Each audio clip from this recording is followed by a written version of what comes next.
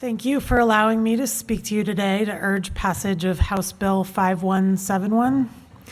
When I was sexually touched by a foster father at the age of 5 and a different foster father when I was placed back in care at age 9, I had no understanding or language around crime or prosecution or laws.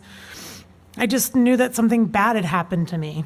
And that's how I would internalize it and refer to it with my closest friends for over 30 years.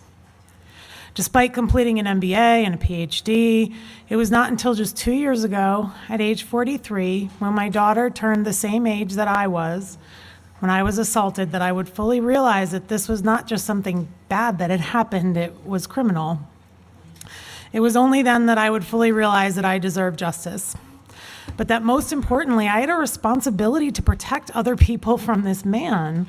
I was 9 when the last incident happened, and he was in his 20s. That would put him in his 60s today. He could still be assaulting kids in my hometown. While I've lived in Rhode Island for 12 years now, I grew up in upstate New York. When I came to my realization, I started looking into what could be done. I found out that a bill had been proposed for expanding the statute of limitations to allow people like me to come forward. And that had been blocked for years by a small group of legislators with significant lobbying from the Catholic Church and Boy Scouts. I started reaching out to my old high school friends on Facebook, letting them know that their representatives were blocking this bill. They were appalled. They were further appalled to find that the institutions they loved were lobbying against this effort. I am happy to report that a new slate of representatives in New York just finally passed the bill, and the governor will sign it into New York law any day now. I have a witness in my case, and though it will be hard and long, I can finally expose this man. I may even get justice, and most important to me now as a mother, I may be able to protect other children from him because he's out there walking around free.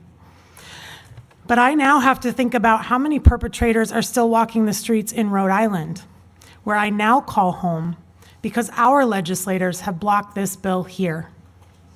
I may now have a chance at justice for myself in New York and to protect more children in New York State, but my daughter was born in Newport Hospital. My children live here in Rhode Island at age 9 and 11, and it's my job to protect them now. Withholding a vote on this bill is wrong. There is not a single justification in the world for blocking justice for someone who was sexually touched as a child by a grown man. I understand that many are afraid it will hurt the Boy Scouts and the Catholic Church, as lawsuits could come forward, but please think about the mission and purpose of these organizations. I teach nonprofit management in the MBA program at Providence College, a renowned local Catholic institution.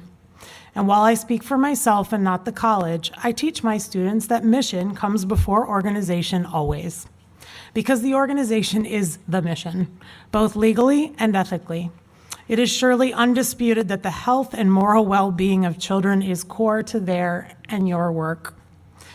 There are no excuses or reasons. There is just unresolved pain and danger on the streets and in homes, classrooms, and institutions for our children if we do not bring this bill to a vote first, and if we do not pass it and allow these perpetrators to be exposed. We are paying attention. For our children, we trust you will do what is right. Thank you for your time.